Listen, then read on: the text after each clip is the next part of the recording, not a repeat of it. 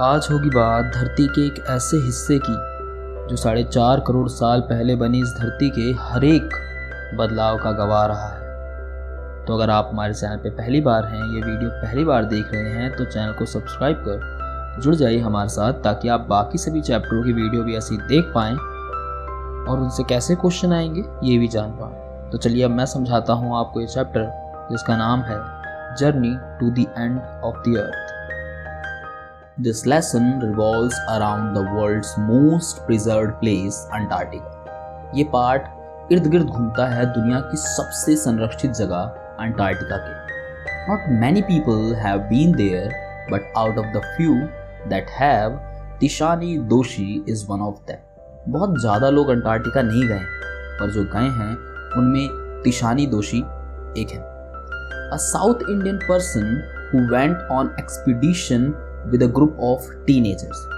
एक दक्षिण भारतीय महिला जो इस अभियान पर गईं, युवा बच्चों का एक ग्रुप था, affiliated with the students on ice, और ये संबंधित था एक अभियान से जिसका नाम था students on ice.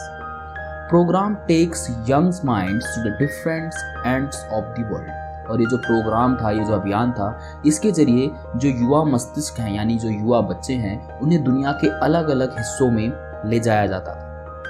Thus, it gives an insight into how Antarctica is the place you should visit, और इसी के जरिए मौका मिला कि अंटार्कटिका वो जगह है जहाँ पर हमें जाना चाहिए।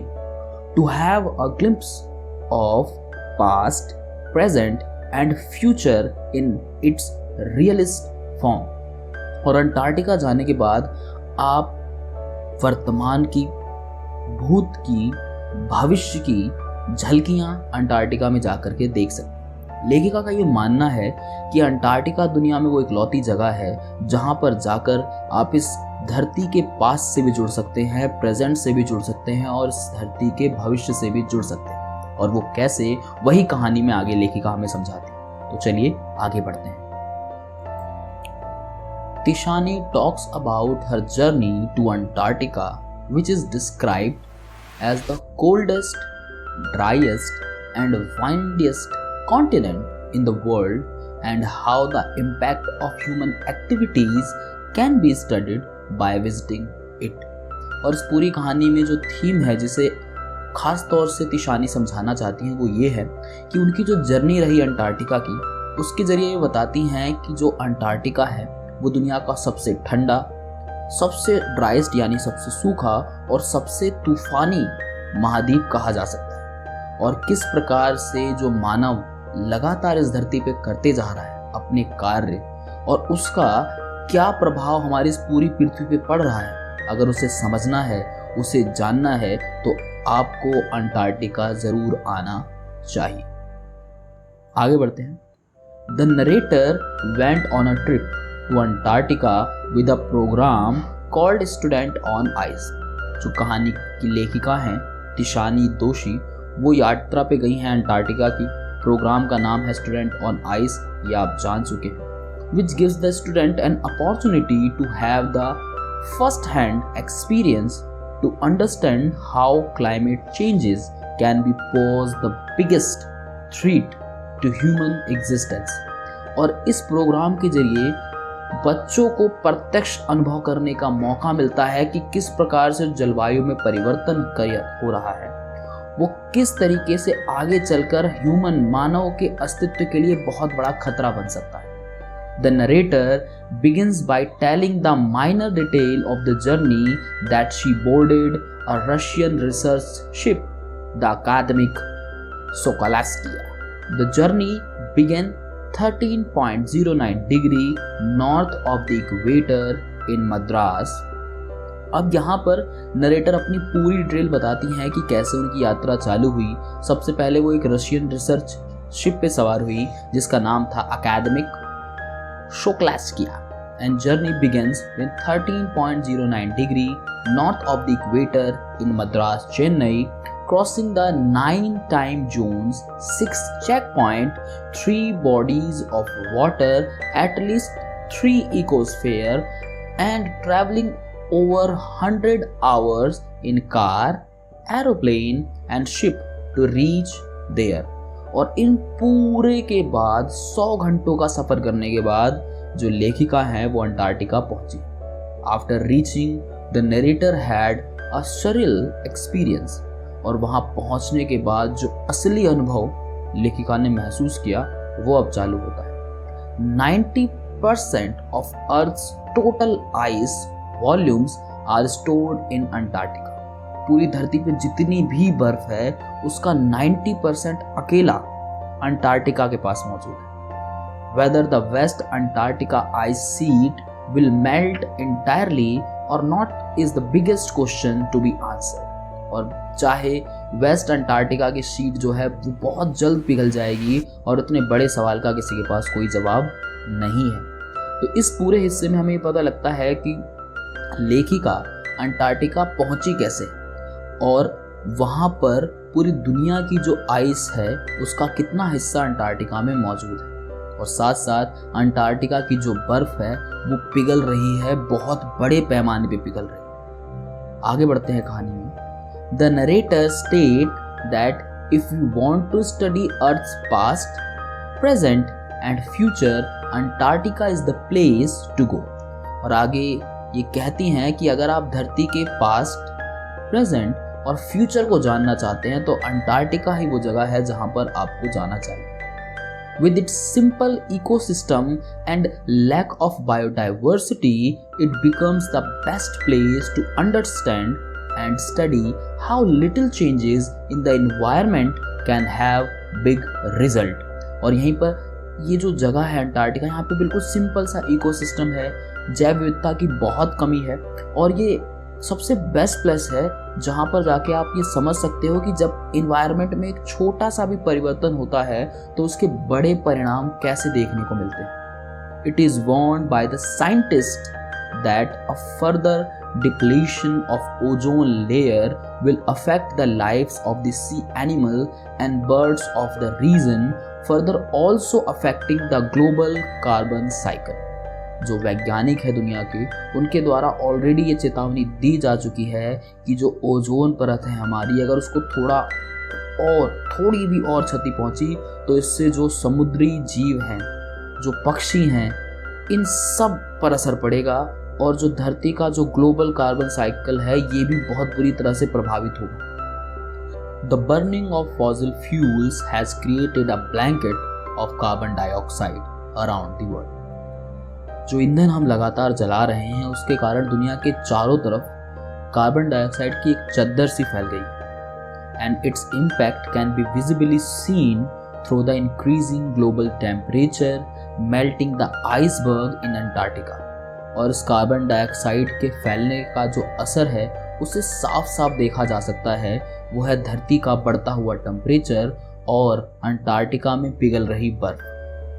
Geoff green, who heads the Student on Ice program, believes that high school students are the future policy makers, as they can help in saving the earth from ecological danger and the effects of global warming, unlike the retired celebrities।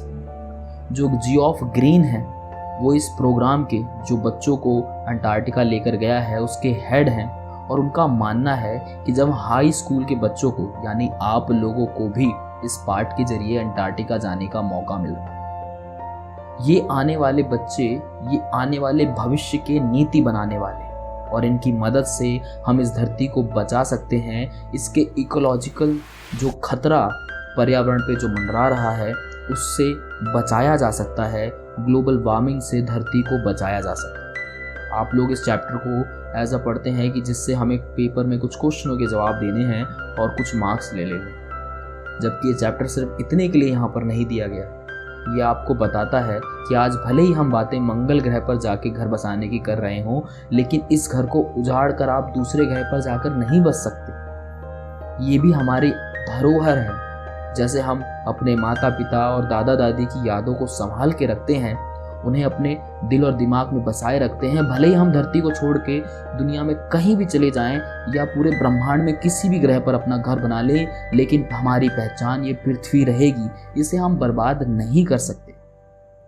हम सबकी जिम्मेदारियां हैं कि धरती पे जो तापमान बढ़ रहा है, जो ग्लोबल वार्मिंग बढ़ रही है, इसे कैसे ना कैसे करके कम किया जाए। और इसके लिए हर एक छोटा बच्चा, हर एक स्कूल में पढ़ने वाला या कॉलेज में पढ़ने वाले को बहुत ज़्यादा चीज़ें नहीं करनी है। लेखिका भी कहती हैं कि जो छोटी छोटी चीज़ें हैं आप उसमें सुधार कीजिए, उनसे बड़े बड़े असर दिखाई देते हैं। जैसे कि आप छोटी छोटी जो चीज़ें कर सकते हैं, आप अपने घरों में पौधे लगाइए। आप पेड़ नहीं लगा सकते, पौधे लगाइए। उन्हें लगाने के रीज़न ढूंढिए। जैसे बर्गर पिज्ज़ा खाने के लिए आप बहाने ढूंढते हैं, ऐसे ही पौधे लगाने के लिए बहाने ढूंढिए।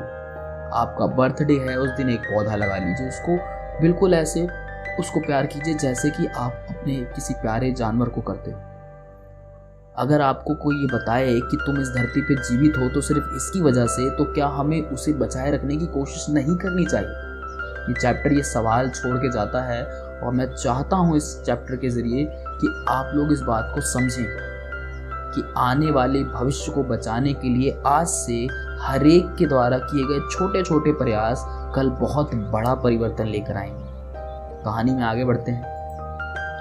Further to study the impact of global warming, narrator gives the example of microscopic phytoplankton who are single-celled plant and they nourish the entire southern ocean food chain।